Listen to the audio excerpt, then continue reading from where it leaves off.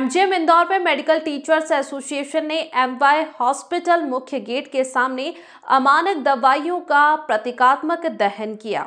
अमानक दवाइयाँ नहीं चलेगी, नहीं चलेगी। हमारी मांगे पूरी करो, हमारी मांगे पूरी करो। जिसमें डॉक्टरों का कहना था कि यहां अमानक दवाइयां सरकारी अस्पतालों में सप्लाई होने से मरीज और डॉक्टर को परेशानी हो रही है। यह जीवन रक्षक दवाइयां हैं, लेकिन घटिया गुणवत्ता के कारण मरीजों की जान जोखिम में पड़ रही है।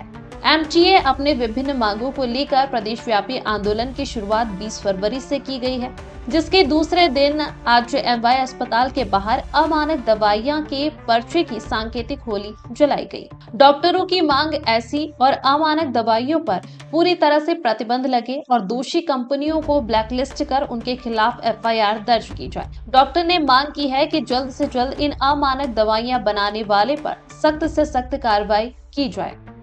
देखिए, आज चिकित्सक महासंघ के द्वारा संपूर्ण मध्य प्रदेश में अमानक दवाइयों का होलिका दहन किया गया। इसमें हमने प्रतीकात्मक रूप से जो अमानक दवाइयां हैं उनके नाम के पर्चों का दहन किया। और इसके पीछे जो कारण है आप सभी जानते हैं कि पूर्व में हमारे जो चिकित्सक हैं, चाहे वो जिला अस्पताल, चाहे पीएचसी या मेडिकल कॉलेजेस में कार्यरत है, उन्होंने जब कुछ दवाइयों को कमतर पाया तो शासन के नियम के तहत भारत सरकार की अधिकृत लैब में उनकी जांचें कराई गई। और जब वो दवाइयाँ अमानक पाई गई तो Madhya Pradesh public health corporation limited द्वारा पत्र जारी कर उन्हें अमानक घोषित किया गया, उनके उपयोग पर रोक लगाई गई। उसके बाद में हमने मध्य प्रदेश के जो मरीज और मध्य प्रदेश की जनता के हित में आंदोलन किया था और ये मांग की थी कि इन निर्माताओं पर एफआईआर दर्ज की जाए। सरकार ने सिर्फ उनको ब्लैकलिस्ट करके और अपनी इतिश्री कर ली और वो लोग फिर कुछ नई नई कंपनियां बना के और वापस से मार्केट में आ जाते हैं। तो इसलिए हमारी ये मांग है कि उन पर एफआईआर दर्ज हो। साथ ही साथ आप जानते हैं कि हमने जो 20 फरवरी से हमारा जो आंदोलन शुरू किया है, उस आंदोलन के क्रम में कल हमने काली पट्टी बांधी थी, आज अमानक दवाइयों की होलिका दहन को हमने किया है। इसमें कौन कौन सी दवाइयाँ हैं और कौन उत्पादकों के क्या नाम हैं? जी देखिए, इसमें जो आदेश है मैं आपके साथ शेयर करूंगा। इसमें दवाइयाँ जो है ये बहुत ही इंपॉर्टेंट है। इसमें कई दवाइयाँ ऐसी है जो आईसीयू में काम में आती है, जैसे नॉरएड्रेनालिन है जो कि मरीज़ का अगर बीपी कम होता है तो काम में आती है। इसके अलावा ओटी में काम में आने वाली दवाइयाँ विक्यूरोनियम वगैरह है। अस्थमा के सीवियर अटैक में काम में आने वाली दवाई अमीनोफाइलिन है। इसके अलावा ओपीडी बेसिस पे काम में आने वाली कैल्शियम, विटामिन डी, आइबुप्रोफेन, ऐसी कई दवाइयाँ उसमें पाई गई थी। तो उसकी एक पूरी लंबी सूची है। अगर ये दवाइयों का इस्तेमाल होता है तो किस तरह का इफेक्ट पड़ता है मरीज पर? जी देखिए, अगर ये दवाइयाँ ठीक से काम नहीं करती है तो ये जो आईसीयू वाली दवाइयाँ हैं, इनके सही काम न करने से ये जानलेवा स्थिति भी पैदा हो सकती है। इनका अल्टरनेट ऑप्शन क्या है फिर? देखिए, बेसिकली अमानक दवाइयाँ एक पर्टिकुलर बैच की अमानक निकलती है, तो उसके लिए सबसे बड़ी बात है कि जो निर्माता है उसको इस बात का भय होना चाहिए कि उसे इन दवाइयों का उच्च स्टैंडर्ड्स जो है उसको मेंटेन करना पड़ेगा, क्योंकि ये लोगों की जान से संबंधित है।